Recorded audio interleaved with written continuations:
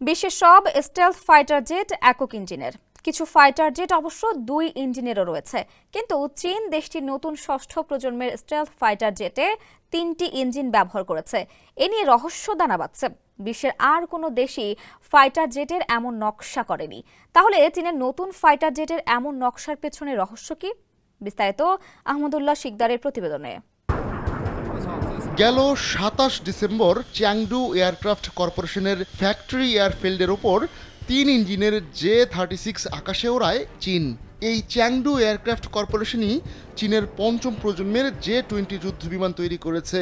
Video ফুটেজে দেখা যায় ত্রিভুজাকার J-36 এর ডানা থাকলেও উলম্ব লেজ নেই। রাডারকে ফাঁকি দিতে সক্ষম যুদ্ধবিমানটির ইঞ্জিনের জন্য রয়েছে 3টি নজেল। ইডেন বে কক্সবাজার সমুদ্র সৈকতের উপর নিজেদের একটি ঠিকানা। মাত্র 5 লাখ টাকায় আপনিও হয়ে যেতে পারেন এই হোটেলের মালিক। পুরোপুরি লোড করার পর J-36 এর ওজন হতে পারে 50 টন। সর্বশেষ প্রযুক্তির স্টেলথ কমব্যাট ড্রোনের ক্ষেত্রেও এমন নকশা দেখা যায়। 2020 সালে যুক্তরাষ্ট্র গোপনে তাদের ষষ্ঠ প্রজন্মের যে স্টেলথ ফাইটার ওড়ায় সেটিরও কোনো লেজ নেই, কিন্তু যুক্তরাষ্ট্র তাদের ফাইটার জেটে 3টি ইঞ্জিন ব্যবহার করেনি। কেননা জেনারেল ইলেকট্রিক এবং প্রাট অ্যান্ড হুইটনির মতো মার্কিন প্রতিষ্ঠান খুব শক্তিশালী ইঞ্জিন তৈরি করে থাকে। প্রাট অ্যান্ড হুইটনির F-135 ইঞ্জিন F-35 যুদ্ধবিমানকে অনায়াসে আকাশে ভাসিয়ে রাখে। আবার এই ইঞ্জিন আফটার বার্নার মোডে 20 টন পর্যন্ত থ্রাস্ট উৎপন্ন করে। অথচ চীনের তৈরি কোনো ইঞ্জিন এতটা থ্রাস্ট উৎপন্ন করতে সক্ষম নয়। চীন কয়েক বছর আগে ফরাসি মার্কিন CFM56 ইঞ্জিনের একটি চীনা ধরন WS-10 তৈরি করে। এই ইঞ্জিন সর্বোচ্চ 15 টন পর্যন্ত থ্রাস্ট উৎপন্ন করতে পারে।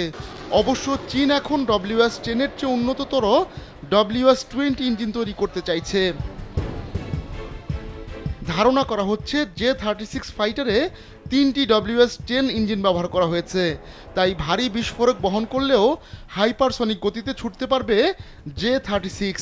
তবে 3 ইঞ্জিন ব্যবহারের পেছনে আরও কারণ থাকতে পারে। বিশেষ করে আধুনিক যুদ্ধবিমানের ইলেকট্রিক্যাল পাওয়ার ইঞ্জিন থেকেই আসে।